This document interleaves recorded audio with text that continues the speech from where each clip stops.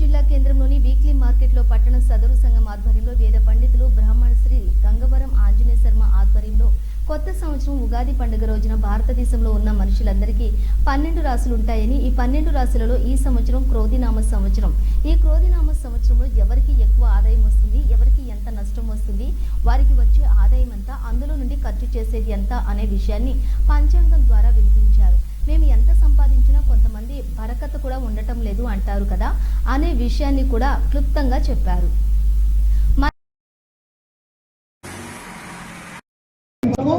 తర్వాత మామూలు జాతక కుండలిని అనుసరించి 12 రాశుల వాళ్ళు ఇక్కడ ఉంటారు.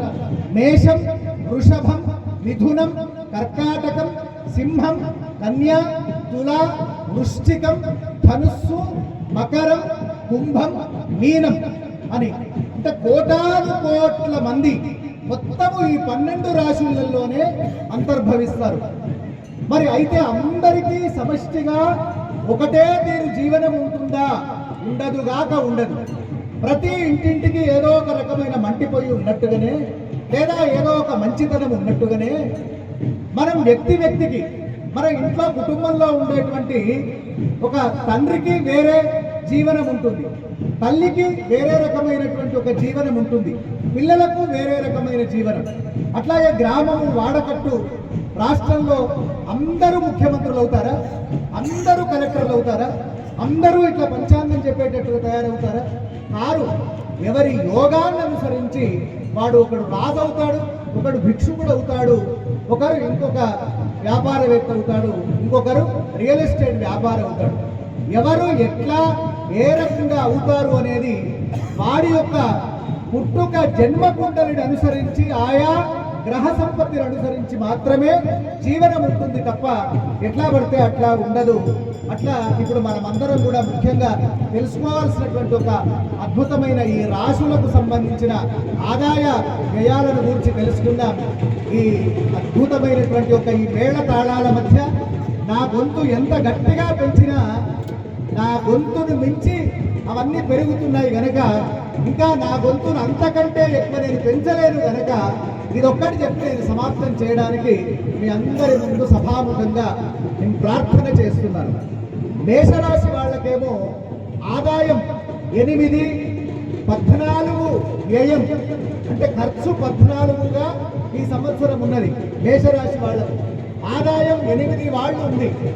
అట్లాగే అందరూ గౌరవింపజేసేటువంటిది 4గా ఉంటే, 4% ఉంటే 3% అవమానం ఉంది వీళ్లకు, మేషరాశి వాళ్ళందరికీ కూడా.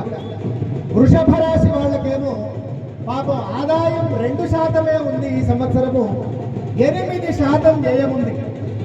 మీరందరూ ఒక ప్రశ్న వేయచ్చు, అయ్యా ఆదాయం 2% ఉంటే ఖర్చులు 8%, అంత తప్పే మీరు చెప్పేది అని మీరు ఒక సందేహం వేయకూర్చోవచ్చు. కాదు, ఆదాయం అంతే వస్తుంది కానీ బరకత్ ఉండదు వీళ్లకు, బరకత్ ఉండదు అంటారు కదా. అయ్యగారు మాకు ఎంత సంపాదించినా బరకత్ ఉండలేదండి, మాకేదన్నా ఒక పూజనో శాంతో చెప్పండి అని అడగరా? అంటే అప్పుల నుంచి అయినా ఖర్చు పెట్టేటట్టుగా ఉంటాడన్నట్టు ఇతను. అట్లాగే 7% రాజపూజ్యం ఉంటే 3% అవమానం ఆయన పొందేటటువంటి అవకాశం ఉంటుంది. అట్లాగే మిథున రాశి వాళ్లకు ఈ సంవత్సరము ఆదాయము సమానంగానే ఉంది, ఖర్చు కూడా 5% ఉంది. అట్లాగే రాజపూజ్యమేమో మిథున రాశి వాళ్లకు 3% ఉంటే 6% ఈ సంవత్సరం వాళ్ళ కొద్దిగా ఇబ్బందికరంగా, అవమానంగా ఉంది. అట్లాగే కర్కాటక రాశి వాళ్లకు మాత్రం ఈ సంవత్సరం వాళ్ళు నక్కం దొక్కి వచ్చారు, బూరల గుట్టలో పడ్డారు, గారల గుట్టలో పడ్డారు వాళ్ళంతా కూడా.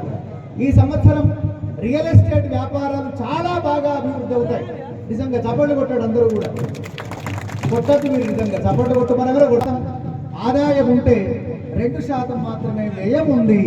అదేవిధంగా 6% రాజపూజ్యం